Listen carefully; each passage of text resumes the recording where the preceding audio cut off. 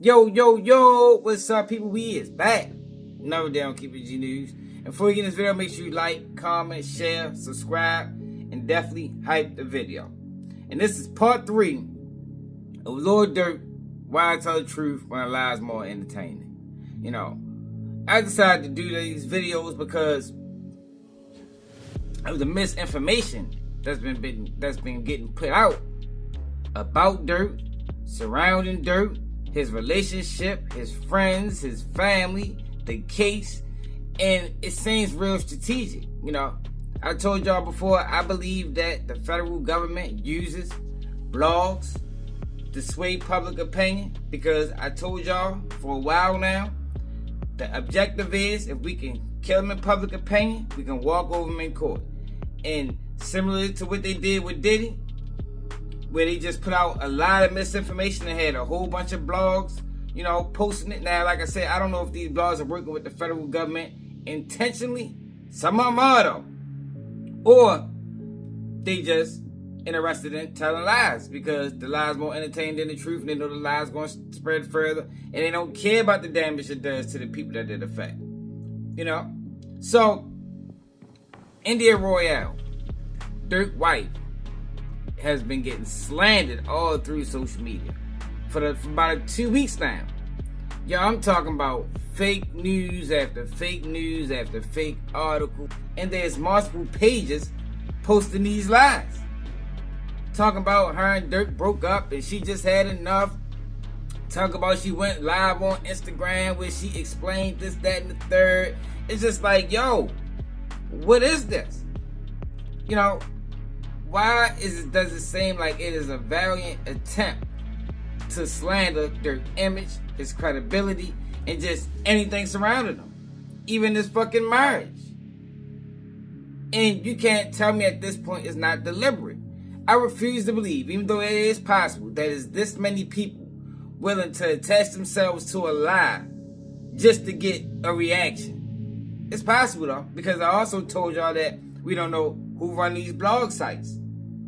You know, these blog sites are faceless.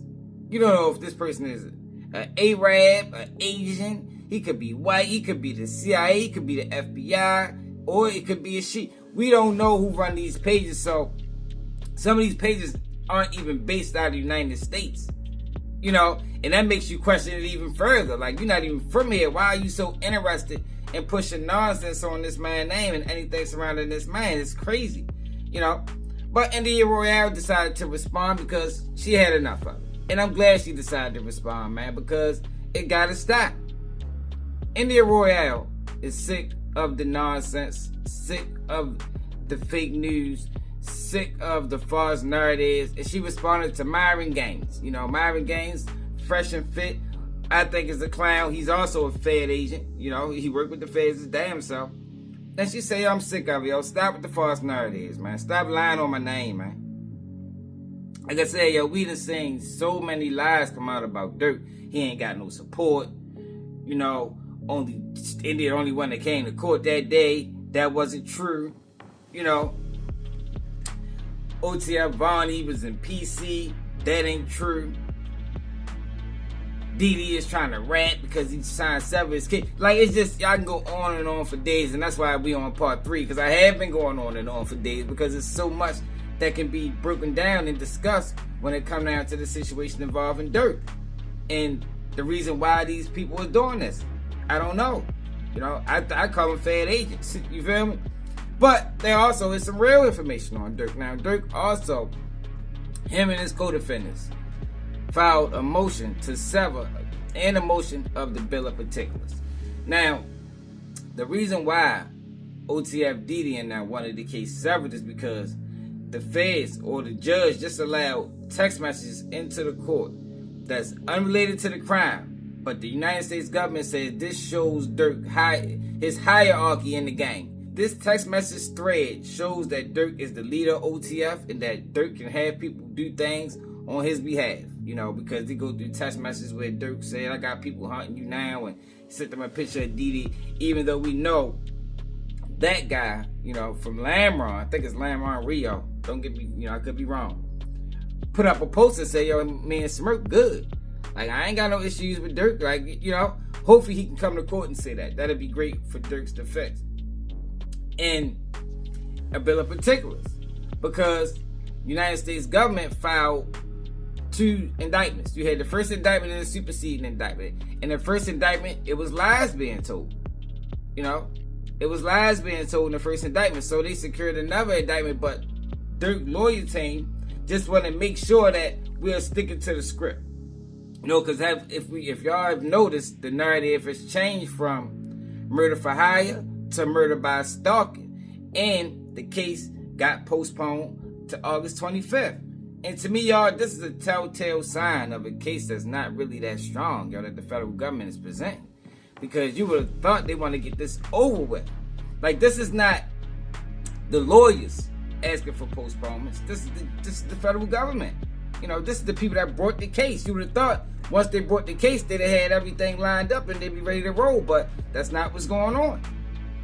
It's not what's going on. By the time Durk go to court, he's going to almost been locked up for 2 years. 2 years. On a federal case where they're telling the world that he's done. I don't believe it. I don't believe it. I think their goal is to try to get somebody else to flip or somebody to flip by holding them there. You know, this is the tactic that they use. They prolong your case, postpone your case with hopes that eventually somebody's going to cop out. Eventually somebody's going to get tired of sitting and they're going to want to, you know, negotiate. You know, they're going to come to them with a deal like, man, look, you give me 20 years, man. I got to go. You feel me? Because everybody know prison is more comfortable than jail. You know, if you know, you know.